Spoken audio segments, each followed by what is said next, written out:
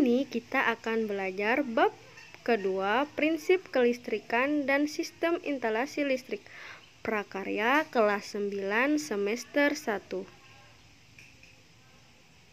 Nah, wawasan kelistrikan. Listrik merupakan teknologi mutakhir yang ditemukan manusia. Dengan adanya listrik, jarak dan waktu menjadi terasa dekat. Listrik menjangkau semua lapisan masyarakat, baik di kota maupun di pedesaan.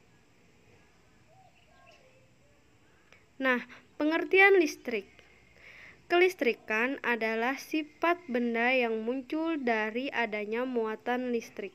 Ada dua jenis muatan listrik, yaitu muatan listrik negatif dan positif. Suatu benda bermuatan listrik negatif jika kelebihan elektron dan bermuatan listrik positif jika kekurangan elektron. Aliran ini disebut sebagai arah arus listrik atau konvensional. Akan tetapi sebenarnya muatan listrik yang bergerak di dalam konduktor bukanlah muatan listrik positif, tetapi muatan listrik negatif atau elektron, dan arah aliran elektron berlawanan dengan arah aliran muatan positif. Jenis dan manfaat. Arus listrik dibedakan menjadi dua, yaitu pertama, listrik arus searah atau DC, direct current, adalah arus listrik yang arahnya tetap. Dan kedua, listrik arus bolak-balik atau AC, alternating current, adalah arus yang besar dan arahnya selalu berubah-ubah. Listrik muncul akibat adanya beberapa tipe fisika. Yang pertama, muatan listrik. Tipe fisika ini sifat beberapa partikel subatomik yang menentukan interaksi elektromagnetik. Substansi yang bermuatan listrik menghasilkan dan dipengaruhi oleh medan elektromagnetik. Sedangkan medan listrik, tipe medan elektromagnetik sederhana yang dihasilkan oleh muatan listrik ketika diam, maka tidak ada arus listrik. Medan listrik menghasilkan gaya kemuatan lainnya. Nah, potensi listrik. Kapasitas medan listrik untuk melakukan kerja pada sebuah muatan listrik biasanya diukur dengan volt. Keempat, arus listrik. Perpindahan atau aliran partikel bermuatan listrik biasanya diukur dalam ampere. Elektromagnet muatan berpindah menghasilkan medan magnet. Beberapa contoh jenis pembangkit tenaga listrik yaitu PLTA, PLTU, PLTG, PLTN, PLTS, dan pembangkit listrik tenaga angin. PLTA atau pembangkit listrik tenaga air adalah pembangkit yang mengandalkan energi potensial atau kinetik dari air untuk menghasilkan energi listrik. Energi listrik yang dibangkitkan ini bisa disebut sebagai hidroelektrik. Sedangkan PLTU, pembangkit listrik tenaga uap. Pada PLTU, uap ditampung dan disalurkan untuk memutarkan turbin uap.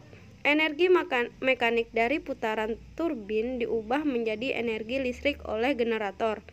PLTN, pembangkit listrik tenaga nuklir.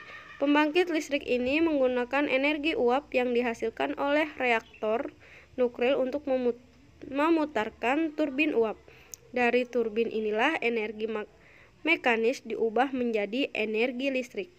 PLTB, pembangkit listrik tenaga batu bara. Pembangkit listrik ini menggunakan bahan bakar fosil berupa batu bara yang dibakar untuk mendidihkan air agar menghasilkan uap. Uap atau turbin gas kemudian diubah menjadi energi listrik. Nah, pembangkit listrik tenaga surya atau PLTS. Pembangkit listrik ini menggunakan cahaya matahari sebagai energi utama. Energi dari cahaya matahari dapat langsung dirubah menjadi energi listrik. Pembangkit listrik tenaga angin. Hembusan angin digunakan untuk memutarkan baling-baling, kemudian putaran tersebut digunakan untuk memutarkan generator.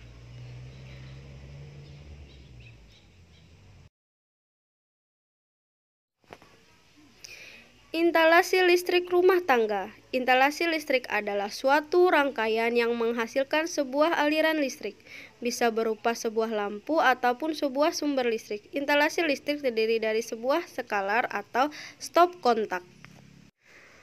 Fungsi dan jenis peralatan listrik secara umum. Pertama, ada bergenser, merupakan alat yang berfungsi sebagai pembatas daya listrik yang masuk ke rumah tinggal, dan juga berfungsi sebagai mengukur jumlah daya listrik yang digunakan di rumah tinggal tersebut. Kedua, pengaman listrik. Instalasi listrik rumah tinggal pun membutuhkan pengaman yang berfungsi untuk memutuskan rangkaian listrik apabila terjadi gangguan pada instalasi listrik rumah tinggal, seperti gangguan hubungan arus pendek atau short circuit atau konsleting. Ketiga, skalar.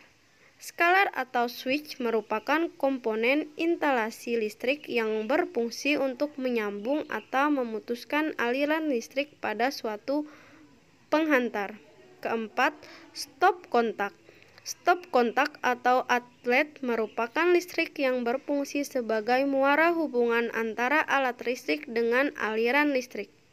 Kelima, stiker adalah yang sering disebut colokan listrik karena memang berupa dua buah colokan berbahan logam dan merupakan alat listrik yang berfungsi untuk menghubungkan alat listrik dengan aliran listrik.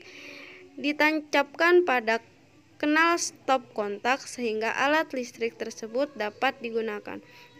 Yang keenam adalah kabel. Kabel listrik merupakan komponen listrik yang berfungsi untuk menghantarkan energi listrik ke sumber-sumber bahan listrik atau alat-alat listrik.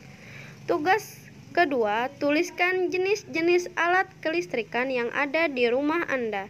Tanyakan dengan santun kepada keluargamu tentang peralatan listrik tersebut serta fungsinya. Minimal 3 alat listrik. Selamat belajar.